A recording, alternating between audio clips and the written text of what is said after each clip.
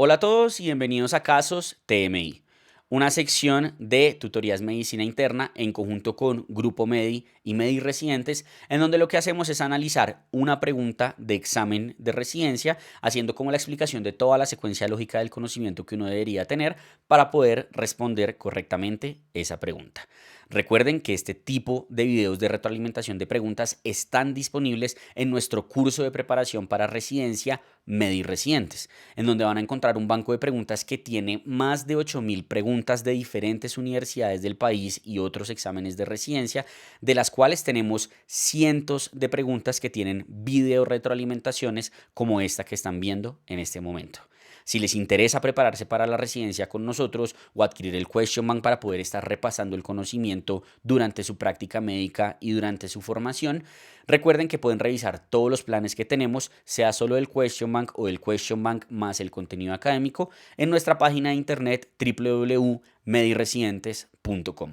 Nos enfrentamos entonces a un caso de una mujer de 28 años que acude al servicio de urgencias por un cuadro de 48 horas de evolución que consiste en picos febriles cuantificados hasta 39,1 grados centígrados, escalofríos, náuseas y un intenso dolor en la fosa renal derecha. Al examen físico además la encuentran taquicárdica, la encuentran con hipotensión 95-55 y tiene puño percusión positiva en el ángulo costovertebral derecho. El análisis de orina reporta leucocituria o piuria, nitritos positivos y bacteriuria. Y nos preguntan qué esquema de antibiótico terapia deberíamos iniciar de forma empírica en este caso. Entonces nos estamos enfrentando a un caso de una infección de vías urinarias, ¿cierto? Recordemos que la infección de vías urinarias la vamos a definir como un paciente que en primera instancia tiene síntomas. Esto es lo más importante, debe tener síntomas. Y asociado a eso debe tener manifestaciones inflamatorias o algún tipo de aislamiento en la orina. Sería como la forma en la cual lo podríamos definir. Pero siempre recordemos que sin síntomas no podemos diagnosticar una infección de vías urinarias. En este caso, claramente la paciente tiene síntomas, tiene un uroanálisis que definitivamente es patológico y pues creo que es bastante claro entonces que está precisamente cursando con una infección de vías urinarias.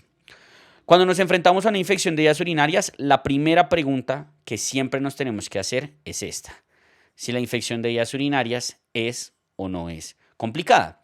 Y esto es una terminología que ha tenido mucho debate, porque anteriormente decían que cualquier IBU, por ejemplo, en hombres, en pacientes inmunosuprimidos, en pacientes con diabetes mellitus, con alteraciones anatómicas o funcionales, eran pacientes que tenían infección de vías urinarias. Y esto era algo que era muy debatido y que en general no era aceptado por muchas sociedades. Precisamente el año pasado, en el 2025, tenemos la nueva clasificación de la ITSA en relación a lo que sería la infección de vías urinarias complicada. ¿Y qué nos dice esta guía? Que actualmente vamos a entender como complicada una infección que tenga alguna de las siguientes características: pielonefritis, que esté febril o bacterémica, que esté asociada a un uso de catéter, o sea, una sonda vesical, y la prostatitis. Esas son las 4 razones por las cuales vamos a determinar una infección de vías urinarias como complicada. Y aquí es muy importante que tengamos en cuenta que esta pielonefritis es un diagnóstico clínico. ¿Listo? La pielonefritis no requiere de una confirmación radiológica para poder diagnosticarse. Entonces, en este caso tenemos una paciente que tiene signos de pielonefritis porque tiene puño de percusión positiva y tiene una infección de vías urinarias febril. Además, posiblemente bacterémica porque tiene respuesta inflamatoria sistémica, tiene escalofríos, entre muchas otras características. Entonces, definitivamente estamos frente a una infección de vías urinarias complicada. Además de preguntarnos si la infección de vías urinarias es o no es complicada, lo siguiente que nos tendríamos que preguntar es si hay razones para pensar que haya resistencia, es decir, que la infección de vías urinarias esté siendo causada por un germen resistente. Específicamente en infección de vías urinarias, cuando hablamos de riesgo de resistencia, hablamos de riesgo de presencia de gérmenes que tengan presencia de lo que conocemos como BLE, beta-lactamasa de espectro extendido. Para esto podemos ver muchísimos scores. Existe el score de Duke, por ejemplo, existe el famoso score de Tumbarello, pero pues digamos que ninguno de estos ha mostrado realmente un verdadero rendimiento buenísimo como para que lo recomendemos de forma generalizada. Lo que podemos sí ver es que casi todos los scores que hablan de factores de riesgo de resistencia tienen en cuenta unas variables semejantes y hay unas de ellas que son realmente las que más evidencia tienen, que confieren un riesgo verdadero de resistencia. Y estas son que el paciente haya tenido requerimiento de cateterismo de la vía urinaria en los últimos 30 días. Que el paciente haya tenido antibiótico terapia con quinolonas o con beta-lactámicos en los últimos 90 días. O que haya estado hospitalizado en los últimos 90 días. En general, si el paciente tiene una o más de estos, uno debería empezar a pensar que existe un riesgo de que tenga una beta-lactamasa de espectro extendido, que eso va a ser importante sobre todo para la elección de la antibiótico terapia empírica. En este caso en particular, pues no nos mencionan ninguna de estas, por lo cual, si bien estamos frente a una infección de vías urinarias complicada, no es una infección de vías urinarias que tenga criterios de riesgo de gérmenes multirogoresistentes o de gérmenes BLE. ¿Listo? ¿Por qué es tan importante hacer entonces estas dos características o estas dos clasificaciones cuando me enfrento a una infección de vías urinarias? Porque esto es lo que me va a permitir escoger el manejo antibiótico empírico. En general, cuando miramos las guías, vamos a comparar dos guías que son la guía colombiana y la última guía de la ITSA del 2025 de IBU complicada. La guía colombiana nos dice lo siguiente: cuando yo tengo un paciente que tiene una infección de vías urinarias complicada, aclaremos que aquí la infección de vías urinarias complicada no se entendía como lo define la ITSA, nos dicen que en general, si el paciente no tiene factores de riesgo de resistencia, yo podría utilizar o una cefazolina endovenosa o cefalexina oral, según lo que yo considere que necesite mi paciente, antibiótico terapia endovenosa u antibiótico terapia oral. Por el contrario, si el paciente tiene uso previo de antibióticos, dan recomendación de uso de cefuroxime, y si el paciente ha tenido instrumentación de vía urinaria, portadores de catéter de vía urinaria, en general esos pacientes lo que recomiendan es hacer uso de ceftriaxona endovenosa. Esta guía ha tenido bastante debate respecto a la recomendación de utilizar cefuroxima o ceftriaxona, ya que, como les mencionábamos anteriormente, si el paciente tiene uso previo de antibiótico o está instrumentado, lo que tiene es un riesgo de BLE.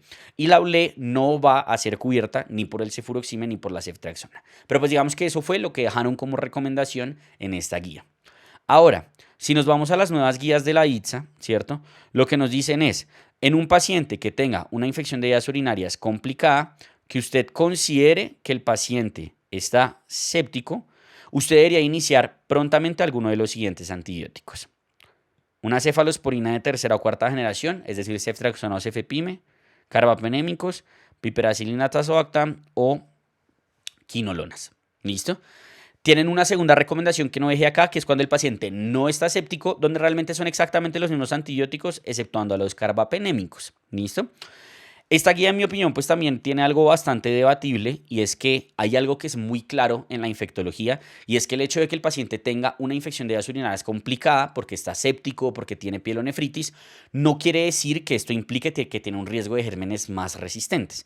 Es decir, la complicación o la severidad de una infección no siempre y casi nunca debería ser un criterio para escoger un antibiótico de más amplio espectro. Entonces, digamos que es debatible aquí mencionar, bueno, ¿por qué si el paciente no tiene ningún factor de riesgo de resistencia no le podemos poner una cefalosporina de primera generación, como lo recomienda la guía colombiana y todas las demás otras guías de infecciones de vías urinarias que ustedes puedan encontrar? ¿Listo?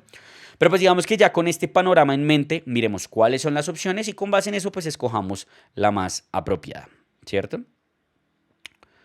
Entonces, la opción A dice hacer uso de levofloxacina oral. Si bien las quinolonas pueden ser usadas para infección de vías urinarias, nunca van a ser una primera opción de manejo, mucho menos en países como Colombia, donde la tuberculosis es endémica. Y además, pues estamos frente a una paciente que, como mencionamos, tiene criterios de riesgo para uno sospechar que pueda estar séptica o bacterémica. Entonces, muy probablemente una antibiótico terapia oral no sea la mejor elección, por lo menos inicialmente, en esta paciente. En ese mismo orden de ideas, la opción B dice fosfomicina oral, por el hecho de que sea oral no, y también por el hecho de ser fosfomicina. Recordemos que la fosfomicina no es útil para infecciones de vías urinarias altas, solo es útil para infección de vías urinarias bajas y en general por gérmenes tipo E. coli. ¿Listo? La opción C dice ceftriaxona intravenosa. Bueno, esta pudiera ser una opción con base en las recomendaciones que vimos de las guías. Y la opción D dice ampicilina intravenosa. Esta definitivamente no, ya que, como vimos, lo más bajo con lo que nos vamos endovenoso es con cefalosporina de primera generación, no con penicilinas. ¿Listo? Entonces, pues, si bien uno pudiera debatir si verdaderamente ceftriaxona es la mejor opción o no, pues no hay otra opción que sea correcta. ¿Listo? Teniendo eso en mente, pues es bastante claro que la opción correcta es la opción C.